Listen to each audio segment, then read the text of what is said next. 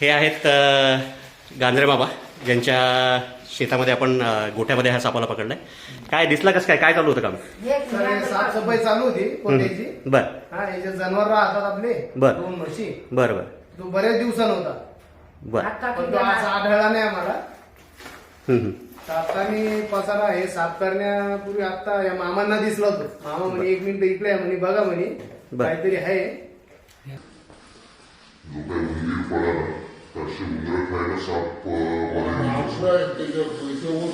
नमस्कार मित्रांनो, परत एकदा स्वागत आहे सर्वांचं आपल्याच यूट्यूब चॅनलमध्ये. आज आपण आलो आहे मंठा रोडला सुनील गांजरे यांच्या शेतामध्ये. यांच्या शेतातील गोठ्यामध्ये यांना एक साप बसलेला दिसला आहे. बघूयात कुठला साप आहे, करूयात रेस्क्यू. स्टेट येऊन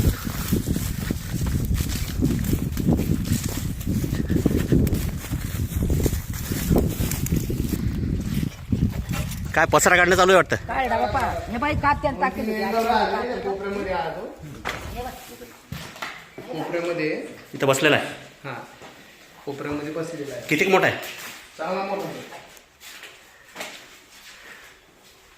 टॉर्च आहे का एखादी? टॉर्च टॉर्च नाही सर.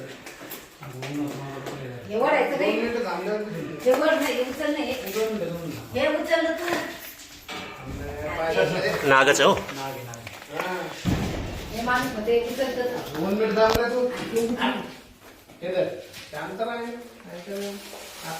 इकडे जायला भीड नाहीये ना? नाही तिकडे काहीच नाही सर. हे ओढा थोडं इकडे पण एक थोडी जागा मोकळी पाहिजे आपल्याला. बघू शकता मित्रांनो, भारतीय नाग दिसतोय.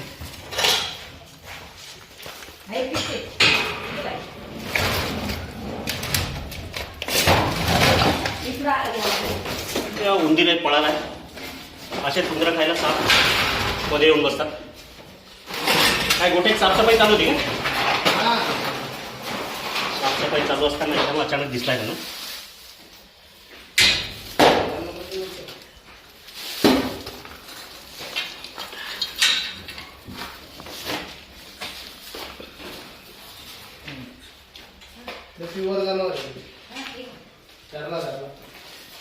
भारतीय नाग, विषारी साप, गव्हाळी किंवा थोडासा बदामी कलरचा म्हणता येईल.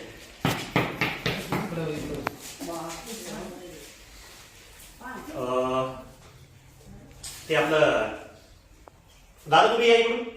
ती बरणी काढा बाहेर. बरणी का? बरणी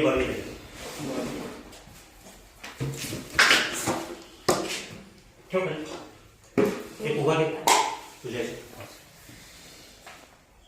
उसको फोकस कर.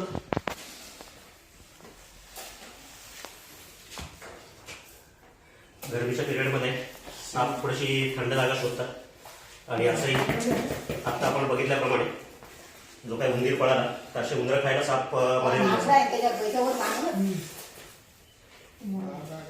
विषारी असलेला भारतीय नाग, इंडियन स्पेक्टॅक्युलर कोब्रा.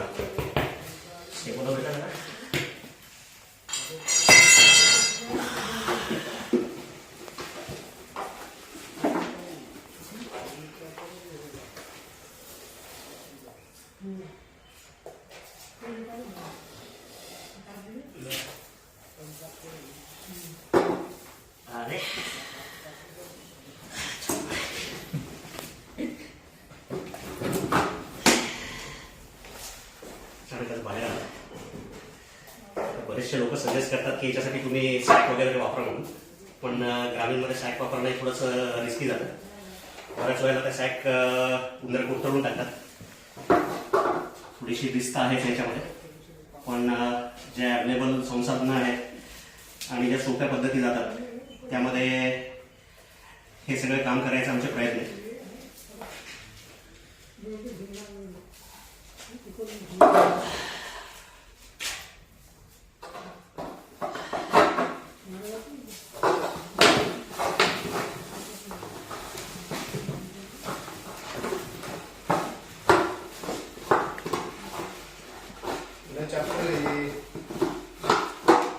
एखाद्या बाहेर पुटा सर टाक.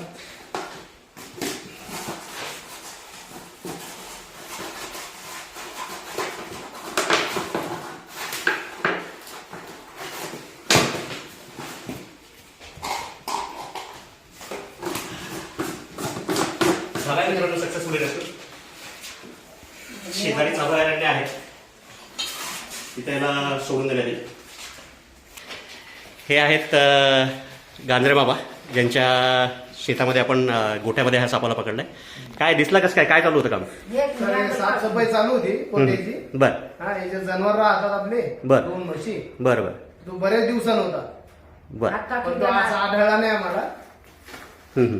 तर आता मी पसारा हे साफ करण्यापूर्वी आता या मामांना दिसला होतो. मामा म्हणे 1 मिनिट इकडे आहे म्हणे बघा म्हणे बर. काहीतरी आहे ये इकडे. हे आहेत मामा जे काम करताना यांना अचानक दिसला. तर आता ह्याच्या पुढे मी तुम्हाला एक गोष्ट सांगाल.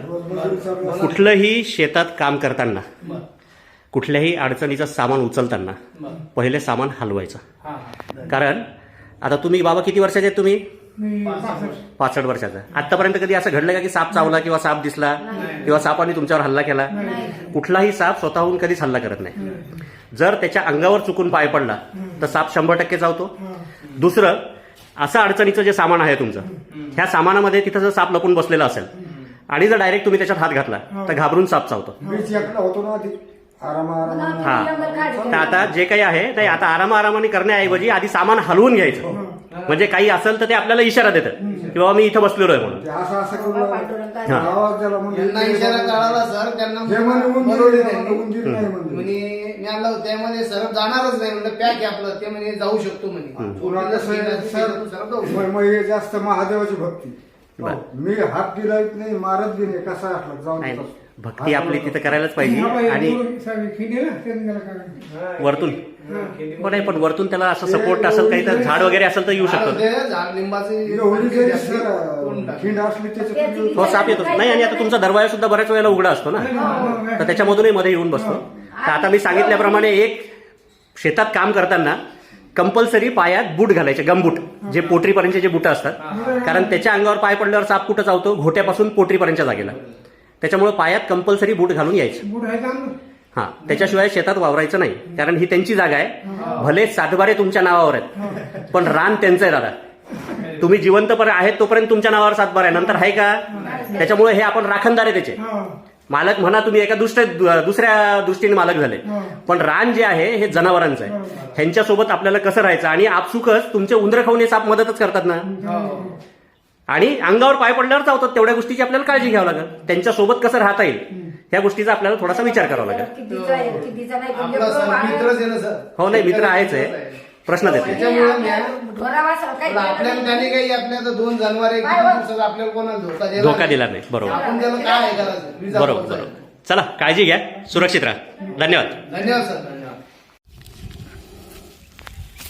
हाय मित्रांनो, आता आपण सुनील भाऊ गांजरे यांच्या शेतातून गोठ्यातून रेस्क्यू केलेला भारतीय नाग विषारी असलेला साप. नशीब म्हणावं लागेल त्या मामांचा. साफसफाई करत असतानाच इथं अचानक त्यांना हा साप दिसला. एकदम मस्त गूढ आहे या सापाला. एकदम स्ट्रेट दिसतंय.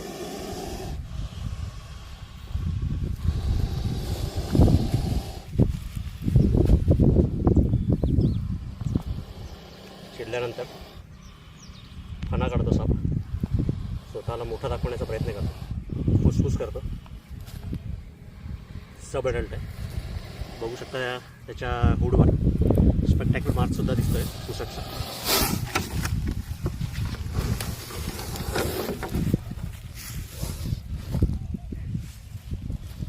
भारतीय नाग, इंडियन स्पेक्टॅक्युलर कोब्रा, विषारी साप.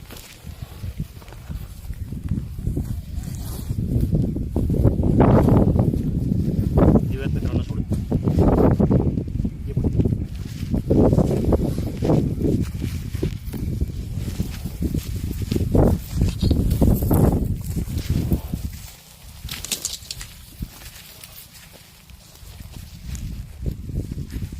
मित्रांनो सापडायचा नसेल.